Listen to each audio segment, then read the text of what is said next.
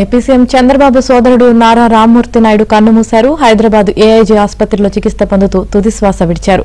72 ఏళ్ల రామ్మూర్తి నాయుడు కొద్ది రోజులుగా అనారోగ్యంతో బాధపడుతున్నారు.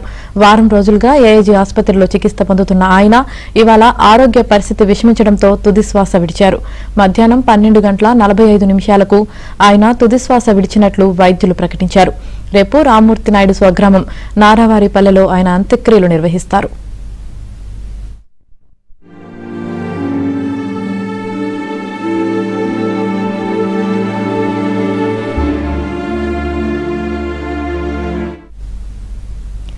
చిత్తూరు జిల్లాలో 1952లో రామ్మూర్తి నాయుడు జన్మించారు. 1994లో టీడీపీ నుంచి ఎమ్మెల్యేగా గెలుపొందారు.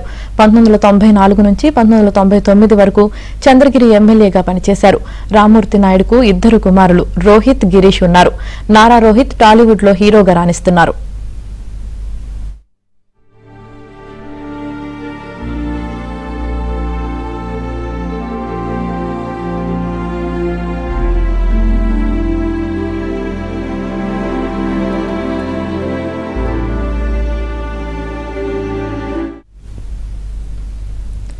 రామ్మూర్తి నాయుడు మృతితో నారా, నందమూరి కుటుంబాలు శోకసంద్రంలో మునిగిపోయాయి. ఆయన బంధువులంతా ఏఐజీ ఆసుపత్రికి చేరుకుంటున్నారు. ఏపీ మంత్రి నారా లోకేష్ ఇప్పటికే ఆసుపత్రికి చేరుకున్నారు. రామ్మూర్తి సోదరుడు చంద్రబాబు ఇప్పటికే ఢిల్లీ నుంచి హైదరాబాద్ బయలుదేరారు. కాసేపట్లో ఆయన ఆసుపత్రికి చేరుకుంటారు. రామ్మూర్తి నాయుడు మృతిపై రాజకీయ ప్రముఖులు సంతాపం తెలిపారు. చంద్రబాబు సోదరుడు రామ్మూర్తి నాయుడు కన్నుమూశారు. ఇక దీనికి సంబంధించి పూర్తి సమాచారం మా ప్రతినిధి దినేష్ అందిస్తారు. దినేష్.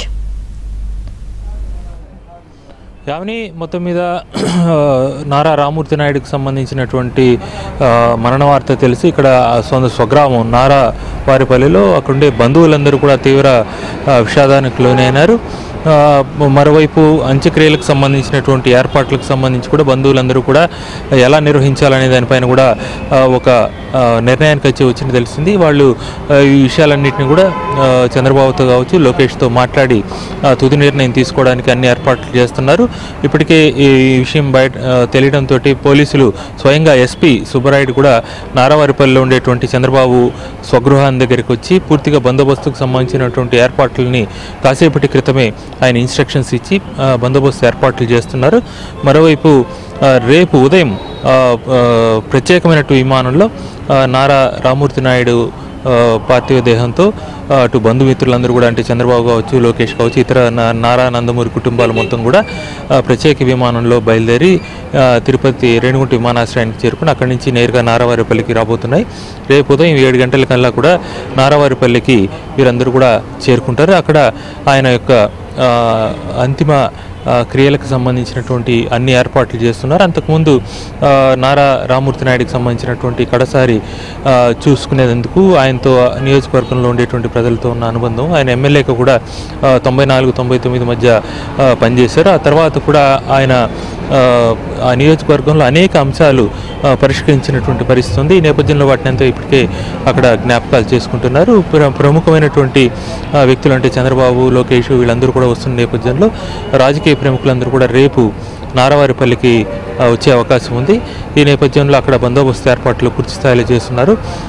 నారా చంద్రబాబు నాయుడు కావచ్చు, నారా రామ్మూర్తి నాయుడు వాళ్ళ అమ్మ నాన్నలు ఏదైతే సమాధులు ఉన్నాయో దానికి ఉత్తరంగానే నారా రామ్మూర్తి నాయుడికి సంబంధించినటువంటి అంత్యక్రియలు జరగడానికి సంబంధించినటువంటి ప్రాథమిక ఒక నిర్ణయానికైతే మా బంధువులు వచ్చున్నారు. అయితే దానిపైన తుది నిర్ణయం ఇంకా తీసుకోవాల్సిన అవసరం ఉంది. నారావారిపల్లిలోనే అంతిమ సంస్కారాలు జరగబోతుంది. రేపు సాయంత్రం లోపే కూడా అంతిమ సంస్కారాలు పూర్తవుతాయి. అందుకు తగ్గట్లు కూడా ఏర్పాట్లన్నీ జరుగుతున్నాయి. ప్రత్యేకమైనటువంటి విమానంలో ఇక్కడికి వాళ్ళందరూ రావడంతో ఉదయం నుంచి కూడా సందర్శన అంటే వచ్చి చూసి వెళ్ళేటువంటి వాళ్ళందరికీ కూడా పూర్తి బందోబస్తు సందర్శనకు సంబంధించినటువంటి వచ్చే వాళ్ళకి చేయాల్సిన ఏర్పాట్లన్నీ కూడా అటు నారా, నందమూరి కుటుంబాలకు సంబంధించిన బంధుమిత్రులందరూ కూడా చూస్తున్నారు. దాంతోపాటు ప్రభుత్వం వైపు నుంచి కూడా పూర్తి బందోబస్తు కూడా తిరుపతి ఎస్పీ సుబ్బరాయుడు స్వయంగా పర్యవేక్షిస్తున్నారు. మొత్తంగా కాసేపు ఇంకో 4 o'clockకి చంద్రబాబు హాస్పిటల్కు రాబోతున్నారు. ఆయన వచ్చి అక్కడ పరామర్శించి ఆయన వాళ్ళ తమ్ముడికి సంబంధించిన మృతదేహాన్ని చూసిన తర్వాత బంధుమిత్రులందరినీ కూడా పరామర్శించి అక్కడి నుంచి వాళ్ళు ఒక డెసిషన్ తీసుకొని తదుపరి కార్యాచరణకి నిర్ణయానికి రాబోతున్నారు యామిని.